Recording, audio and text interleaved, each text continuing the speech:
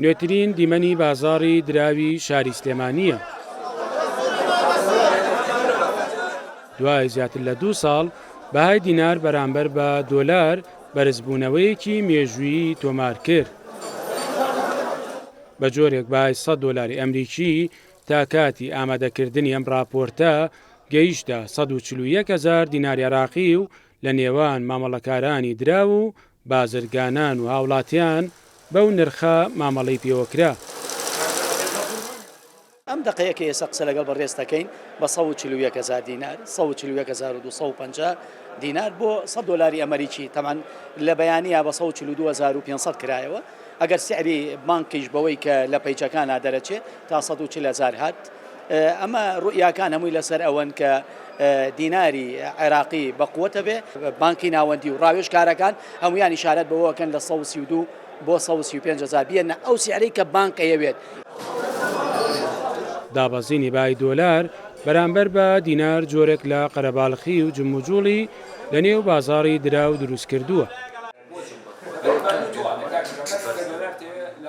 تەبێژی بازاڕی دراوی سلێمانی یەکێک لە هۆکارە هەرە دیارەکانی بەرزبوونەوەی بای دینار بۆ کەمبوونەوەی خواست لەسەر دۆلار لە بازاڕەکانی عێراق و هەرێمی کوردستان دەگەڕێنێتەوە.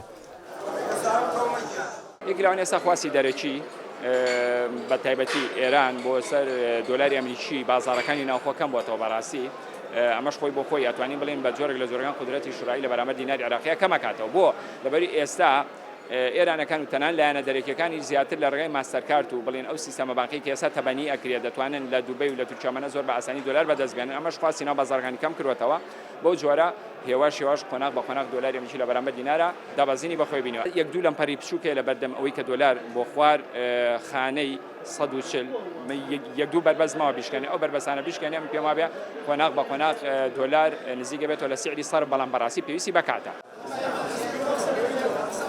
لە دوای برارەکەی بانکی ناوەندی و حکومەتی عێراقی لە ساڵی 2021ەوە کە بەهای 100 دۆلاری بەرامبەر بە 145,000 دینار جێگیر کرد.